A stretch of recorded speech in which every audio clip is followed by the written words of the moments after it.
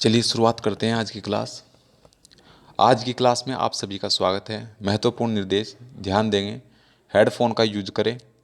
Video के content को जल्दी देखने के लिए, तेज़ी से देखने के लिए आप वीडियो को 1.5x पर देख सकते हैं।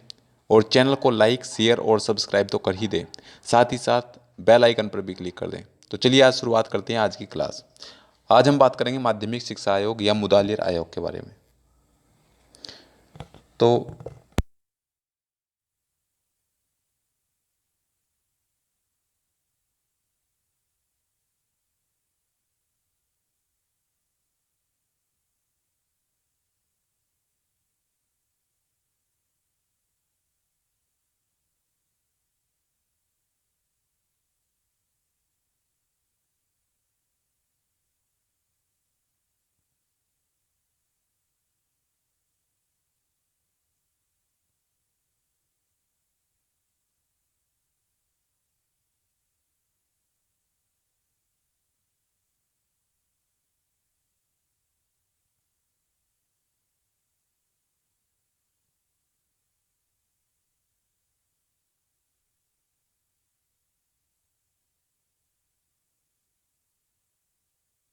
लीजिए। तो चलिए शुरुआत करते हैं। माध्यमिक शिक्षा आयोग की संस्तुतियां, यानी कि recommendation of secondary education commission. Recommendation of secondary education commission.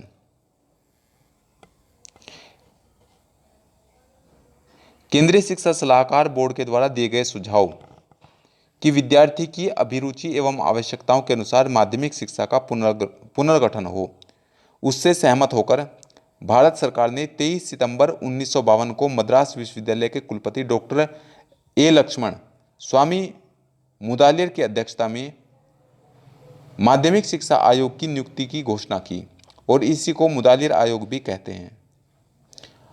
आयोग ने संपूर्ण भारत में प्रचलित माध्यमिक शिक्षा का विधिवत अध्ययन किया और जांच के उपरांत 29 अगस्त 1953 को अपना प्रतिवेदन प्रस्तुत किया। माध्यमिक शिक्षा के उद्देश्यों से संदर्भित। तो मुदालिर आयोग ने भारत में राजनीतिक, आर्थिक और सामाजिक आवश्यकताओं को ध्यान में रखते हुए माध्यमिक शिक्षा के निम्नलिखित उद्देश्य निर्धारित किए। कौन कौन से उद्देश्य बताएं? पहला बताया उन्होंने कि लोकतंत्रीय नागरिकता का विकास। लोकतंत्रीय नागरिकता का विकास। तो माध्यमिक शिक्षा का प्रमुख उद्देश्य छात्रों में लोकतंत्रीय नागरिकता का विकास होने से यह शिक्षा प्रत्येक व्यक्ति में सभी प्रकार के सामाजिक, आर्थिक और राजनीतिक विषयों पर स्वतंत्रतापूर्वक निर्णय लेने की क्षमता का विकास करने वाली हो जाएगी। दूसरी बात, व्यवसायिक कुशलता में उन्नति। तो माध्यमिक शिक्षा का दूसरा उद्देश्य छात्रों में व्यवसायिक कुशलता का विकास करना होना चाहिए। फलस्वरूप माध्यमिक शिक्षा के अंतर्गत औद्योगिक एवं व्यावसायिक विषयों को स्थान दिया जाना चाहिए। इन विषयों की शिक्षा से छात्र और देश दोनों का ही हित होगा।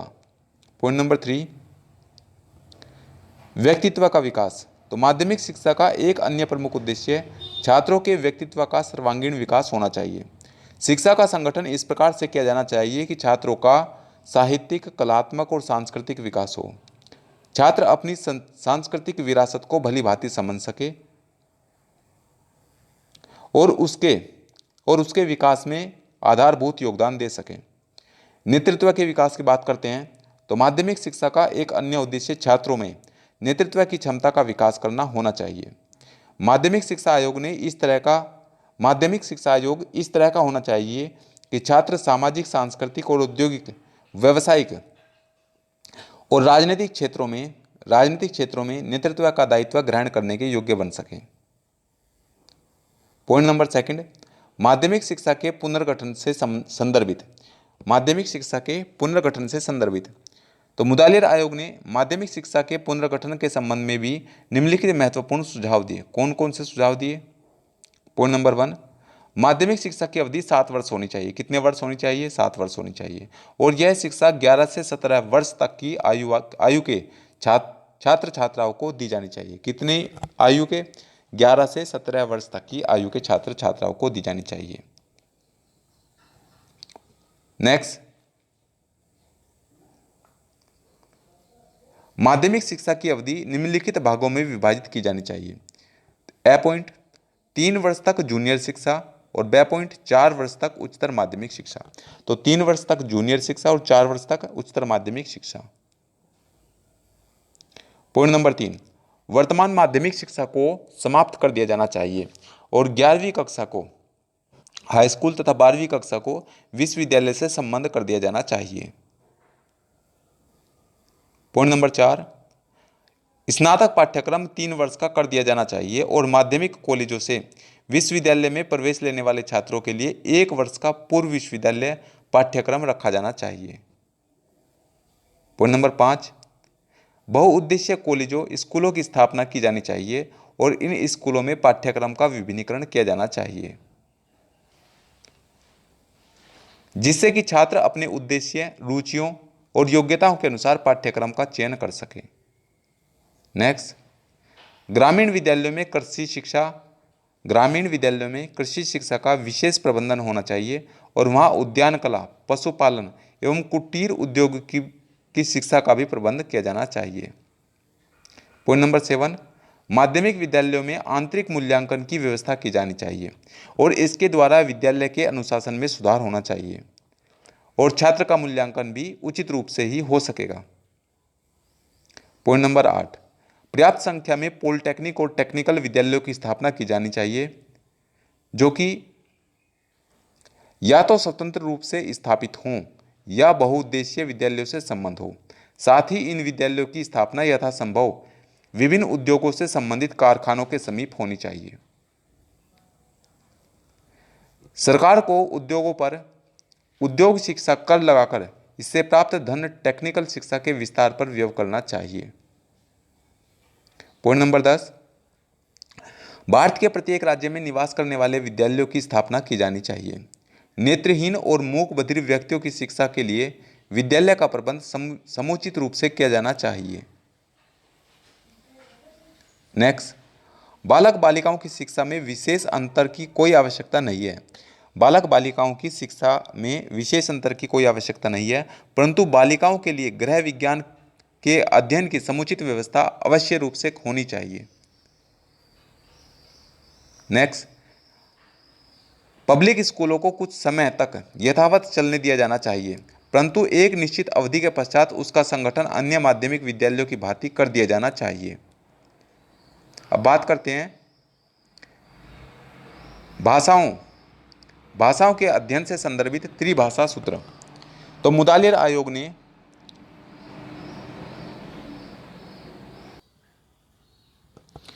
भाषाओं के अध्ययन से संदर्भित त्रिभाषा सूत्र। मुदालियर आयोग ने मुख्यतः तीन भाषाओं के स्थान एवं अध्ययन के संबंध में अपने निम्नलिखित सुझाव प्रस्तुत किए। कौन कौन से? नंबर 1 है हिंदी का स्थान। तो मुदालियर आयोग का मत था कि हिंदी को विद्यालय स्तर पर अध्ययन का अनिवार्य विषय बनाया जाना चाहिए। तो हिंदी का स्थान, मुदालियर आयोग का मत था कि हिंदी को विद्यालय स्तर पर अध्ययन का अनिवार्य विषय बनाया जाना चाहिए और इस संबंध में आयोग का तर्क था कि भारत के संविधान में हिंदी को राष्ट्रभाषा का स्थान प्रदान किया गया है और इस कारण हिंदी का अध्ययन अनिवार्य है। सेकंड पॉइंट, अंग्रेजी का स्थान। तो मुदालियर आयोग का विचार था कि अंग्रेजी लगभग सभी राज्यों में माध्यमिक स्तर पर अध्ययन का अनिवार्य विषय है और उसे उसी स्थान पर रहना चाहिए। अंग्रेजी भारत के शिक्षित वर्गों में अत्यंत लोकप्रिय भाषा है। उसके अध्ययन ने भारत में राजनीतिक और अन्य क्षेत्रों में एकता स्थापित करने में योगदान दिया है। अंतर्राष्ट्रीय क्षेत्रों में भारत की जो स्थिति है वह अंग्रेजी का ही परिणाम है। पूर्वाग्रह से प्रेरित हो इसे हटाया जाना चाहिए, किसी भी रूप में उचित न होगा। यानी कि अगर पूर्वाग्रह से प्रेरित होकर के अगर इसको हटाएं तो वो किसी भी रूप में उचित नहीं होगा। संस्कृत का स्थान।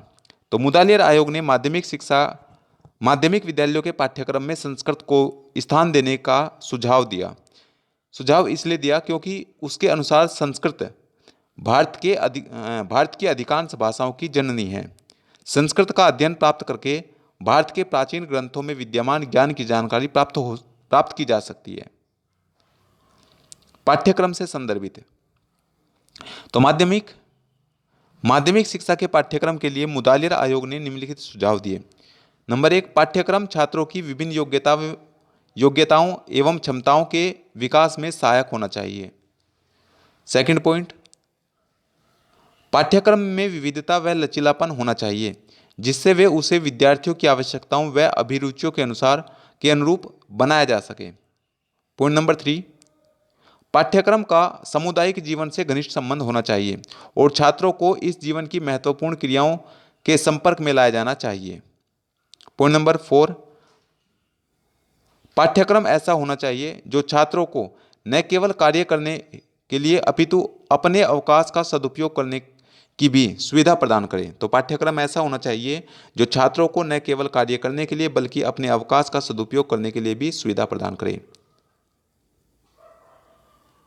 नंबर 5,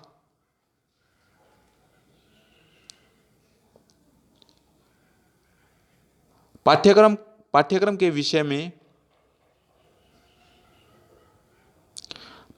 विषयों का एक दूसरे से और जीवन से प्रत्यक्ष संबंध होना चाहिए।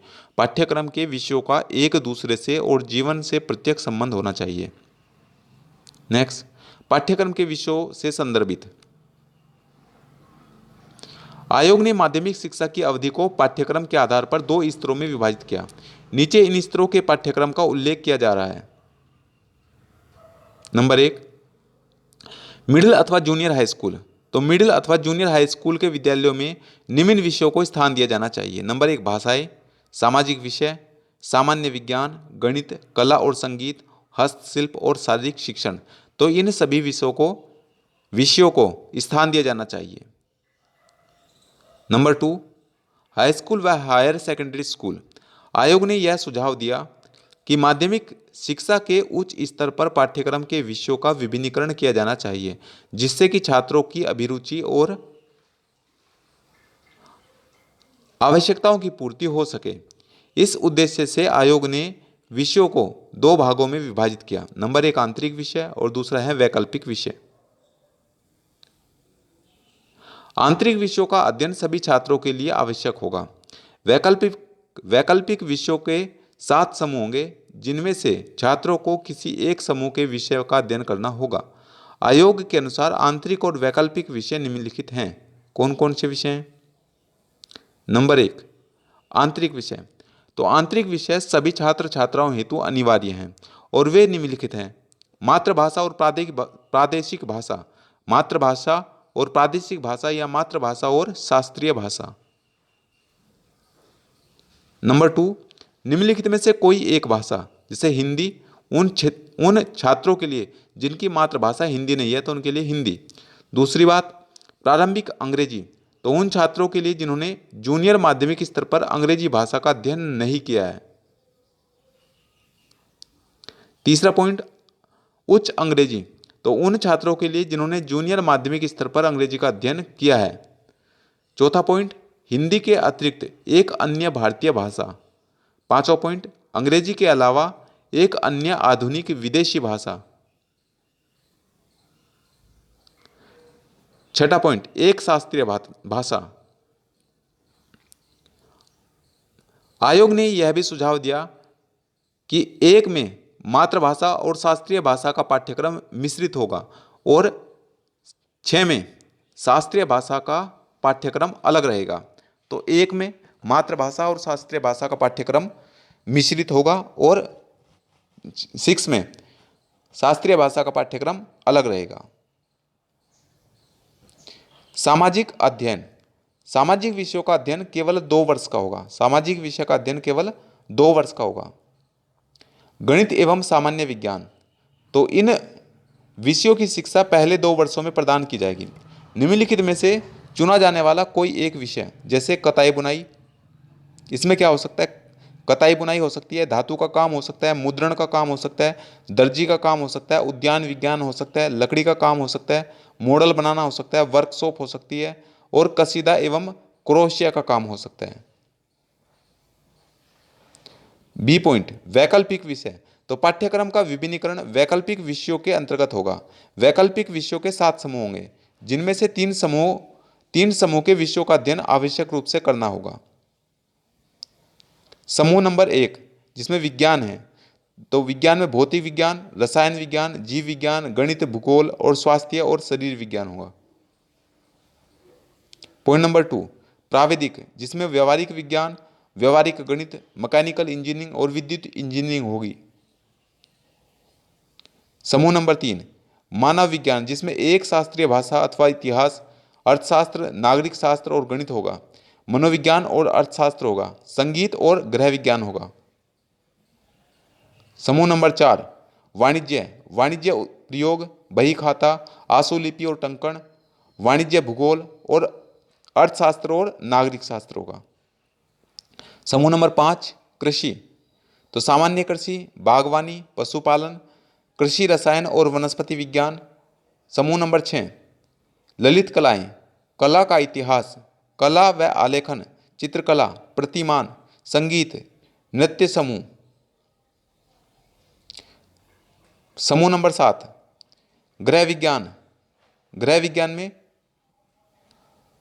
गृह विज्ञान जिसमें पोषण और पाक कला, गृह अर्थशास्त्र, मातृकला और शिशुपालन, गृह प्रबंधन और गृह उपचारण। शिक्षण विधियों से संदर्भित, तो शिक्षण विधियों के प्रयोग हेतु आयोग ने निम्नलिखित मत व्यक्त किए।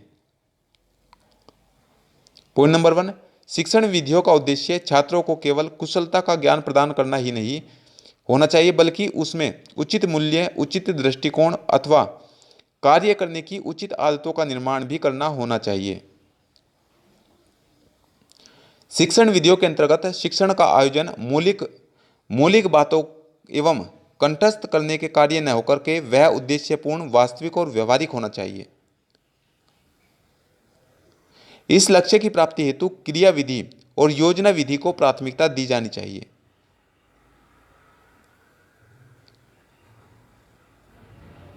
छात्रों में सामाजिक जीवन एवं सहयोगी कार्यों के गुणों के विकास हेतु उन्हें समूह में कार्य करने हेतु अधिक से अधिक अवसर प्रदान किया जाना चाहिए।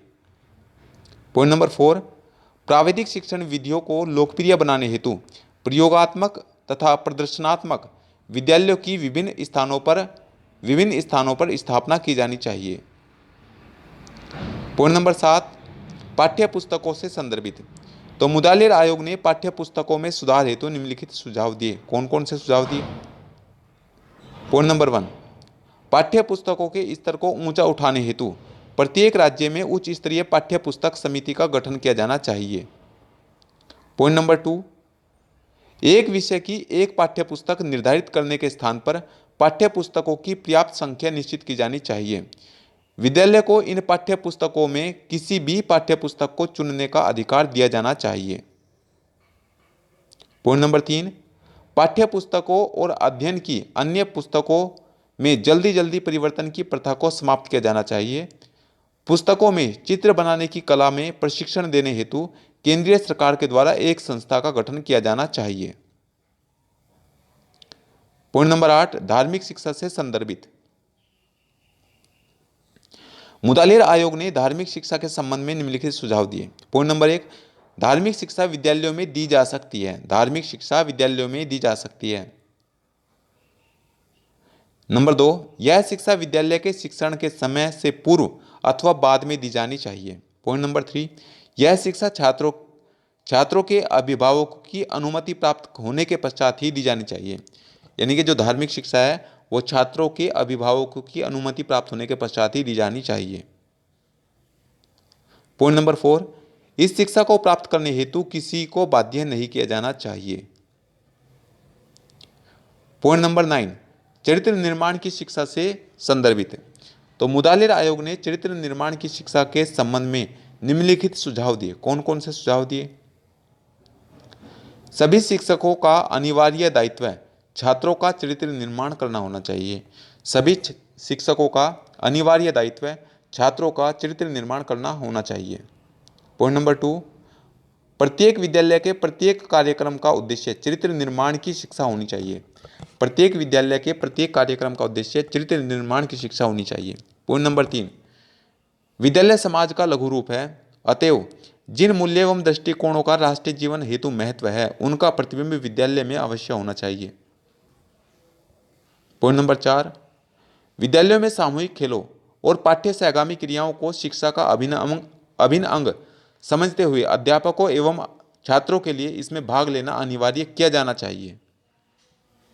पॉइंट नंबर 5, अनुशासन की भावना विकसित करने हेतु अध्यापकों एवं विद्यार्थियों में घनिष्ठ संबंध होना चाहिए।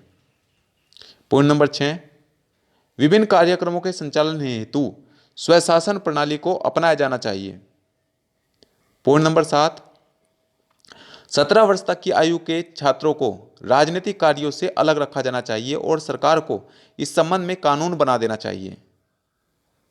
पॉइंट नंबर 8, सभी विद्यालयों में एनसीसी, प्राथमिक चिकित्सा, सेंट जॉन एम्बुलेंस और जूनियर रेड क्रॉस की व्यवस्था की जानी चाहिए।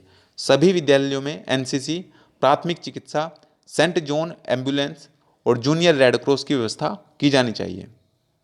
पॉइंट नंबर 10, मार्गदर्शन एवं परामर्श से संदर्भित। तो मुदालिर आयोग ने उच्चतर माध्यमिक स्तर पर पाठ्यक्रम का विभिन्नीकरण किया जिससे कि छात्रों को अपनी रुचियों के विषयों का अध्ययन करने का अवसर उपलब्ध हो सके।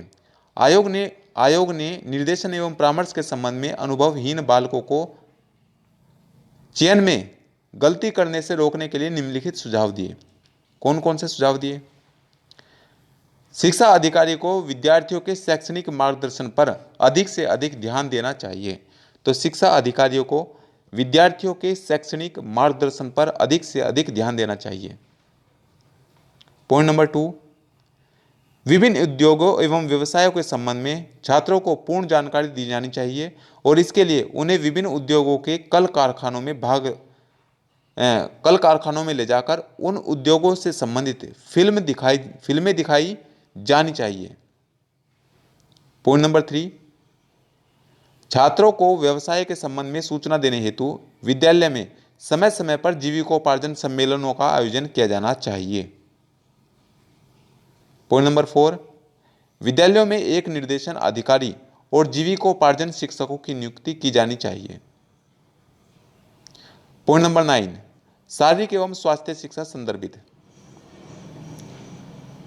मुदालिर आयोग का विचार था कि छात्रों के कल्याण के संदर्भ में विशेष ध्यान दिए जाने की आवश्यकता है क्योंकि वे ही कल के नागरिक हैं और स्वस्थ नागरिक ही अपने देश का कल्याण कर सकते हैं। इस विचार से प्रभावित होकर आयोग ने निम्नलिखित सुझाव दिए। कौन कौन से सुझाव दिए? सभी राज्यों में स्कूल स्वास्थ्य सेवा की सुसंगठित योजना क्रियान्वित की जानी चाहिए। पॉइंट नंबर 2, सभी विद्यालयों के सभी छात्रों की वर्ष में कम से कम एक बार स्वास्थ्य परीक्षा अवश्य होनी चाहिए। कठिन रोगों से ग्रस्त छात्रों की स्वास्थ्य परीक्षा बार बार होनी चाहिए। तो सभी विद्यालयों के पॉइंट नंबर 2 में कहा गया है कि सभी विद्यालयों के सभी छात्रों की वर्ष में कम से कम एक बार स्वास्थ्य परीक्षा अवश्य होनी चाहिए और कठिन रोगों से ग्रस्त छात्रों की स्वास्थ्य परीक्षा बार बार होनी चाहिए। पॉइंट नंबर 3, रोगी छात्र छात्राओं का विद्यालय स्वास्थ्य अधिकारी के द्वारा निःशुल्क उपचार किया जाना चाहिए। पॉइंट नंबर 4, छात्रावासों एवं आवासीय विद्यालयों में विद्यार्थियों हेतु पौष्टिक एवं संतुलित भोजन का प्रबंध किया जाना चाहिए। पॉइंट नंबर 5, शिक्षकों को शारीरिक शिक्षण प्रशिक्षण के लिए पूर्ण सुविधा प्रदान की जानी चाहिए। कैसी सुविधा? पूर्ण सुविधा प्रदान की जानी चाहिए और कुछ शिक्षकों को प्राथमिक चिकित्सा के सिद्धांतों में भी प्रशिक्षित किया जाना चाहिए। पॉइंट नंबर 12, परीक्षा प्रणाली एवं मूल्यांकन में सुधार से संदर्भित। मुदालिर आयोग का परीक्षाओं के संबंध में सर्वथा नवीन दृष्टिकोण था। परीक्षाओं के संबंध में उसके निम्नलिखित सुझाव थे। नंबर 1, बाह्य परीक्षाओं की संख्या कम की जानी चाहिए और वस्तुनिष्ठ परीक्षणों के प्रयोग एवं प्रश्नों के ढंग में परिवर्तन किया जाना चाहिए। पॉइंट नंबर 2, माध्यमिक शिक्षा के संपूर्ण पाठ्यक्रम की समाप्ति के पश्चात केवल एक सार्वजनिक बाह्य परीक्षा होनी चाहिए।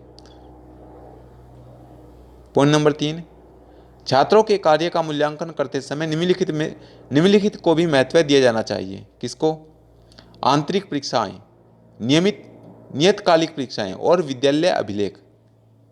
पॉइंट नंबर 4, बाह्य एवं आंतरिक परीक्षाओं का मूल्यांकन अंकों में न करा करके प्रतीकों में किया जाना चाहिए। जैसे इसको ग्रेड ए मिला है, ग्रेड बी मिला है, ग्रेड सी मिला है।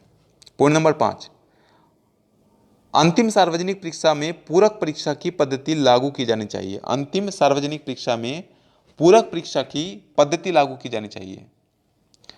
पॉइंट नंबर 13, अध्यापकों की स्थिति में सुधार। मुदालिर आयोग का विचार था कि अध्यापकों की स्थिति, वेतन और कार्य करने की दशाएं बहुत ही असंतोषजनक हैं। अतः आयोग ने उनकी स्थिति में सुधार हेतु निम्नलिखित सुझाव दिए। कौन कौन से सुझाव दिए? पॉइंट नंबर 1, देश के सभी विद्यालयों में शिक्षकों की नियुक्ति एवं चयन हेतु समान विधि का अनुसरण किया जाना चाहिए। नंबर 2, शिक्षकों के वेतनमानों में सुधार लाने हेतु विशिष्ट समितियों का गठन किया जाना चाहिए। पॉइंट नंबर 3, सभी शिक्षकों के लिए सभी राज्यों में त्रिमुखी लाभ योजना प्रारंभ की जानी चाहिए और इस योजना के अंतर्गत उन्हें पेंशन, जीवन बीमा और प्रोविडेंट फंड की सुविधाएं प्रदान की जानी चाहिए। पॉइंट नंबर 4, शिक्षकों की शिकायतों को सुनने और उनकी कठिनाइयों को दूर करने के लिए निर्णायक मंडल की नियुक्ति की जानी चाहिए। पॉइंट नंबर 5, शिक्षकों के बच्चों को निःशुल्क चिकित्सा प्रदान की जानी चाहिए। पॉइंट नंबर 6, शिक्षकों को शिक्षा सम्मेलन, सेमिनार और कैंपों में जाने की सुविधा प्रदान की जानी चाहिए। पॉइंट नंबर 7, शिक्षकों को निःशुल्क चिकित्सा की सुविधा प्रदान की जानी चाहिए। पॉइंट नंबर 8, शिक्षकों की प्राइवेट ट्यूशन की प्रथा समाप्त कर देनी चाहिए। शिक्षकों की प्राइवेट ट्यूशन की प्रथा समाप्त कर देनी चाहिए। अब बात करते हैं पॉइंट नंबर 14, अध्यापक प्रशिक्षण से संदर्भित। तो आयोग ने अध्यापक प्रशिक्षण को आवश्यक बताते हुए इस संबंध में निम्नलिखित विचार व्यक्त किए। कौन कौन से विचार दिए? पहला पॉइंट बताया कि प्रशिक्षण संस्थाएं दो तरह की होनी चाहिए। प्रशिक्षण संस्थाएं दो प्रकार की होनी चाहिए। उच्चतर माध्यमिक शिक्षा प्राप्त व्यक्तियों हेतु इनकी प्रशिक्षण अवधि 2 वर्ष की रखी जानी चाहिए। तो एक तो है उच्चतर माध्यमिक शिक्षा प्राप्त व्यक्तियों के लिए, उच्चतर माध्यमिक शिक्षा प्राप्त व्यक्तियों के लिए, और इनकी प्रशिक्षण की अवधि कितनी होनी चाहिए? 2 वर्ष की होनी चाहिए। दूसरा है स्नातकों हेतु, और इनके प्रशिक्षण की अवधि कम से कम 1 वर्ष की होनी चाहिए और कुछ समय के बाद में 2 वर्ष कर देनी चाहिए। पॉइंट नंबर 2, प्रथम कोटि की प्रशिक्षण संस्थाएं एक बोर्ड के अधीन होनी चाहिए। प्रथम कोटि की प्रशिक्षण संस्थाएं एक बोर्ड के अधीन होनी चाहिए जिनका गठन इसी उद्देश्य से किया जाना चाहिए। स्नातकों की प्रशिक्षण संस्थाएं विश्वविद्यालयों से संबंध एवं उन्हीं के अधीन होनी चाहिए। विश्वविद्यालय से संबंधित और उन्हीं के अधीन होनी चाहिए। पॉइंट नंबर 3, छात्राध्यापकों हेतु एक अथवा एक से अधिक अतिरिक्त पाठ्यक्रम क्रियाओं के प्रशिक्षण की सुविधा होनी चाहिए। पॉइंट नंबर 4, प्रशिक्षण संस्थाओं में छात्राध्यापकों से किसी भी तरह का कोई शुल्क नहीं लिया जाना चाहिए और उनको राज्य द्वारा छात्रवृत्तियों के रूप में पर्याप्त आर्थिक सहायता प्रदान की जानी चाहिए। जो अप्रशिक्षित अध्यापक विभिन्न विद्यालयों में कार्य कर रहे हैं उन्हें प्रशिक्षण प्राप्त करने हेतु पूर्ण वेतन दिया जाना चाहिए। पूर्ण वेतन पर अवकाश दिया जाना चाहिए। पॉइंट नंबर 5, प्रशिक्षण काल में छात्राध्यापकों के लिए प्रशिक्षण संस्थाओं से संबंध छात्रावासों में रहना अनिवार्य होना चाहिए। छात्राध्यापकों के लिए सामाजिक जीवन से संबंधित कार्यों का भी आयोजन किया जाना चाहिए। पॉइंट नंबर 6, प्रशिक्षण विद्यालयों अथवा स्नातकों की प्रशिक्षण संस्थाओं में निम्नलिखित पाठ्यक्रमों की व्यवस्था होनी चाहिए। कौन कौन से पाठ्यक्रम? अभिनवन पाठ्यक्रम,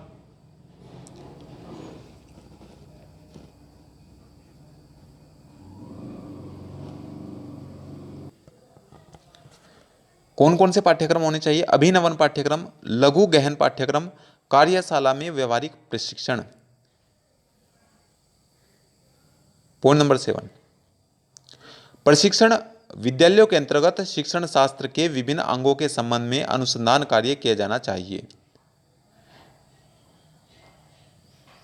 इस कार्य को संपन्न करने के लिए प्रत्येक विद्यालय के अधीन एक एक प्रदर्शनात्मक विद्यालय होना चाहिए। कैसा? एक प्रदर्शनात्मक विद्यालय होना चाहिए। पॉइंट नंबर 8, प्रशिक्षण विद्यालय के अध्यापकों, माध्यमिक विद्यालय के कुछ विशिष्ट प्रधानाध्यापकों और विद्यालय निरीक्षकों में समय समय पर विचार विमर्श होना चाहिए। पॉइंट नंबर 9, एम एड कक्षाओं में प्रशिक्षित स्नातक होने के साथ ही किसी विद्यालय में कम से कम 3 वर्ष तक शिक्षण कार्य कर चुकने वाले अध्यापकों को ही प्रवेश दिया जाना चाहिए। तो एम.एड कक्षाओं में प्रशिक्षित स्नातक होने के साथ ही किसी विद्यालय में कम से कम 3 वर्ष तक शिक्षण कार्य कर चुकने वाले अध्यापकों को ही प्रवेश दिया जाना चाहिए। पॉइंट नंबर 10, शिक्षकों की कमी को दूर करने के लिए विशिष्ट अल्पकालीन प्रशिक्षण पाठ्यक्रम लागू किया जाना चाहिए। तो शिक्षकों की कमी को दूर करने के लिए विशिष्ट अल्पकालीन प्रशिक्षण पाठ्यक्रम लागू किया जाना चाहिए। आप इस वीडियो को 1 या 2 बार देखिए पुनः, तो ये सारी बातें आपको फिर से समझ में आएगी। तो समझता हूँ मैं कि कुछ ना कुछ बातें आपको समझ में आई होगी। Thank you for watching. Channel को लाइक कीजिए, कमेंट कीजिए, शेयर कीजिए और चैनल को सब्सक्राइब कर दीजिए। Thank you.